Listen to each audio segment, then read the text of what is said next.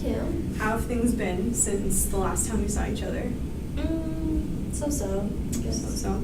Yeah. Okay. What's been going on with your mom? How are you guys communicating? Well, she is always calling me. She just like calls, like tell me to like run errands or do this, do that, and like I feel like she just always has to like keep checking up on me.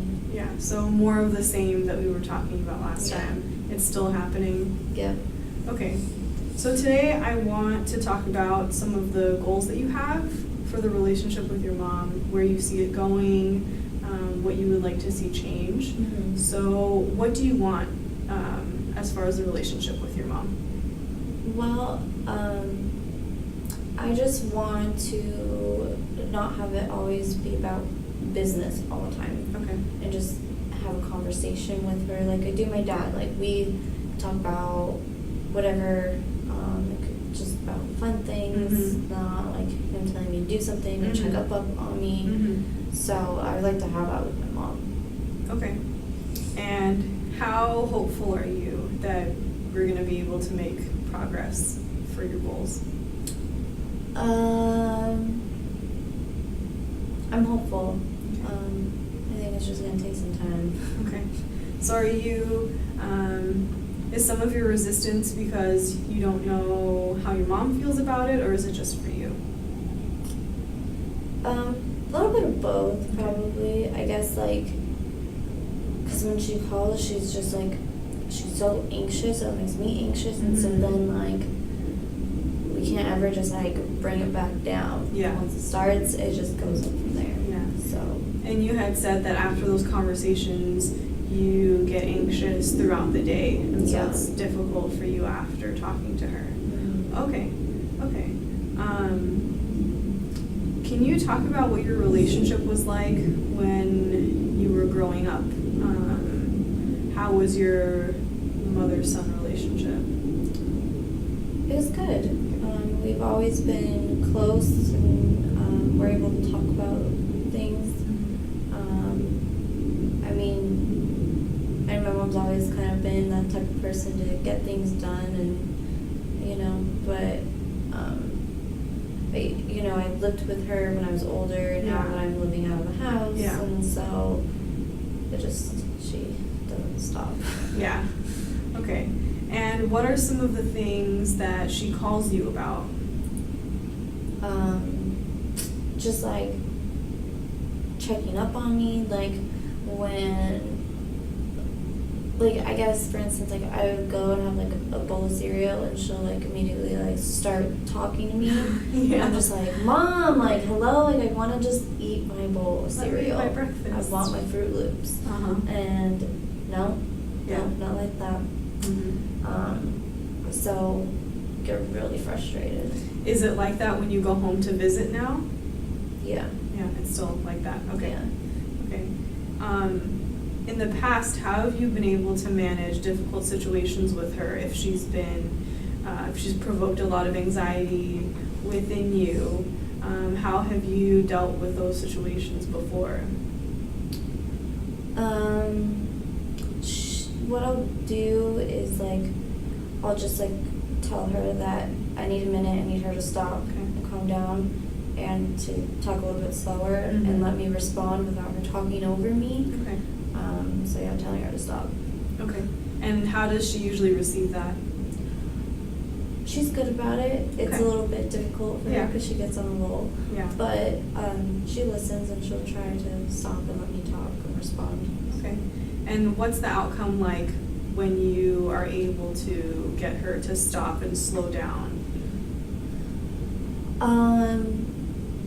We're both able to have like a more relaxed conversation. That's good. Okay. So, but if like something will sometimes like set her off, and then she goes off on a tangent.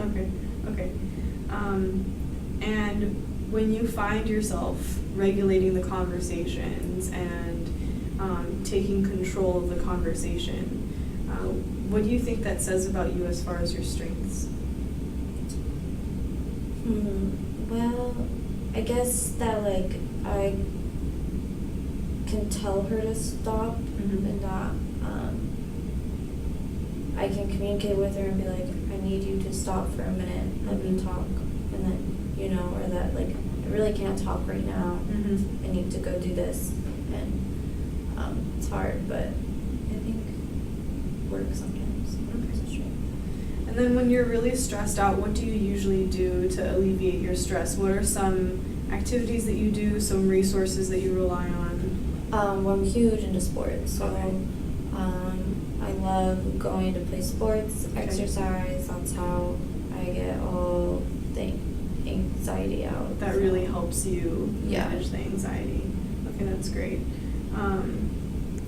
And I want us to be able to set some goals, small goals along the way.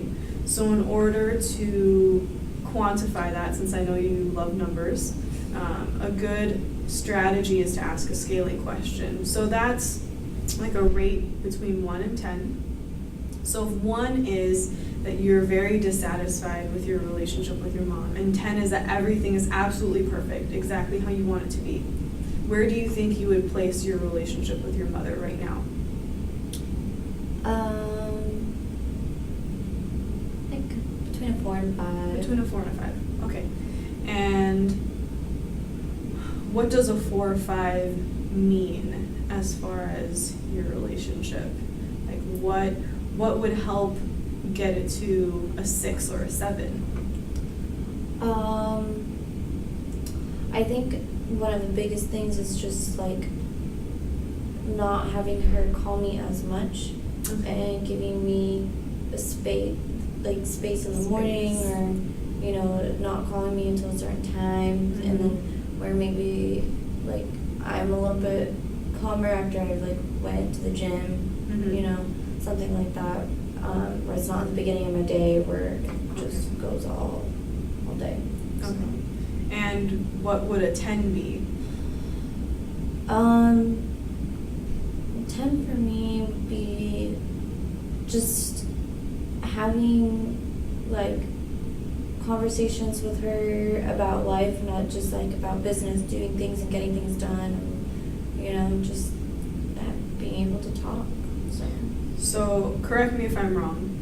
You still want to be able to talk to her. It's not that you just don't want to talk to her at all. No. You want the content and the Yeah. quality of your conversations to change. Yeah. Okay. Okay, I think that is completely manageable, and we can take some little steps towards that.